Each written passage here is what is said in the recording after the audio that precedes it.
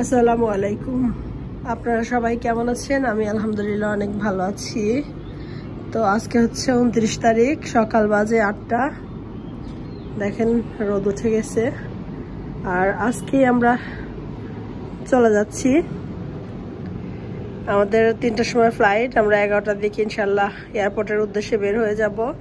তো শেষবারের মতো কুয়ালালামপুর শহরটাকে একটু দেখে নিচ্ছি। কালকে রাতেও দেখেছি, এখন সকালবেলা একটু দেখে নিচ্ছি আর একটু রেকর্ড করে নিচ্ছি, পরবর্তীতে যেন দেখতে পারি। আল্লাহ আবার কবে আনবে জানি না, তবে শহরটাকে অনেক ভালো লেগেছে। কয়েকদিনে একটু মায়াও পড়ে গেছে।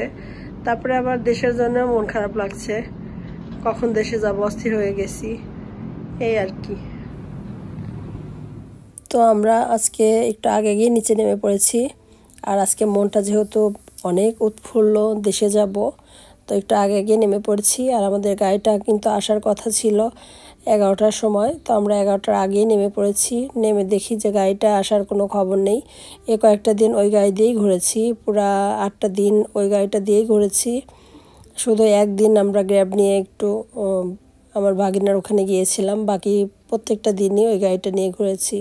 তো অনেকক্ষণ অপেক্ষা করার পরেও যখন 11টা থেকে 12টা বেজে গেল, তো যখন আমরা ফোন করছিলাম বারবার, উনি শুধু একটার পর একটা মিথ্যা কথা বলছিল যে আমি আসতেছি, রাস্তায় জ্যাম ইত্যাদি ইত্যাদি এসব বলে আমাদেরকে ওয়েট করাচ্ছিল। তো ওর বাবা, আমরা যে রেসিডেন্সিতে উঠেছিলাম সেই ভাইয়াটাকে ডাকলাম। তো উনি কথা বলে জানতে পারলো যে ও আসবে না। তো যাই হোক, আমরা গ্র্যাব নিয়ে চলে এসেছি। আর আমরা একটা চাইনিজ লোকের গ্র্যাবে উঠেছিলাম।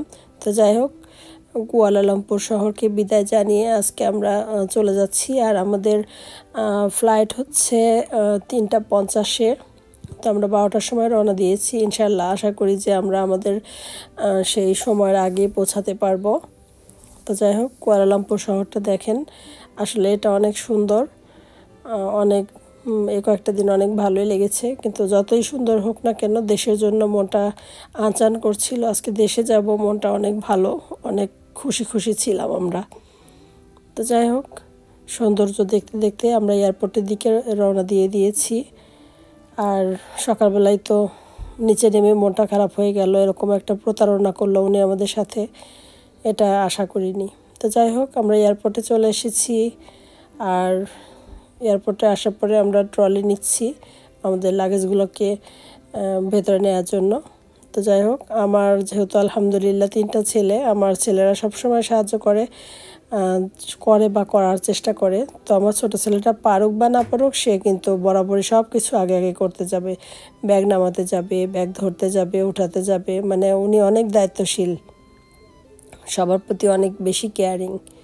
তো যাই হোক, আমরা এখন লাগেজ নিয়ে এয়ারপোর্টের ভেতরে যাচ্ছিলাম। আর টুকটাক যেহেতু কেনাকাটাও করেছি, তো তার জন্য ছোট 2টা ব্যাগও কিনেছি, এই আর কি। তো আমরা লাগেজ বুকিংয়ে দিয়ে আমাদের হ্যান্ড লাগেজগুলো নিয়ে সামনের দিকে এগিয়ে যাচ্ছিলাম। তো তারপরে আমরা বাসে উঠে পড়েছি। আমরা এখন যাব, প্লেনের কাছে যাব। তো অবশেষে আমরা প্লেনের কাছে চলে এসেছি। আর এই যে দেখা যাচ্ছে ইউএস বাংলার একটা প্লেন, এটাতেই আমরা যাব আজকে। তো প্লেন দেখে আমার ছেলের তর হয়েছিল না, সে কখন প্লেনে উঠবে অস্থির হয়ে গিয়েছিল, সিরিয়াল মোতাবেক ডাকছিল। তারপরে আমরা যাচ্ছিলাম আর কি। তো যাই হোক, বিসমিল্লাহ বলে প্লেনে উঠে পড়েছি। আর আমরা আজকে উইন্ডো সিট পাইনি, আমরা মিডলের সব সিট পেয়েছিলাম। আমি ওঠার সময় বলে দিয়েছিলাম যে আজকে আমি উইন্ডো সিটে বসবো, কিন্তু দুর্ভাগ্য আমাদের উইন্ডো সিটে হয়নি। তো যাই হোক, আমরা বাংলাদেশে নেমে পড়েছি আলহামদুলিল্লাহ।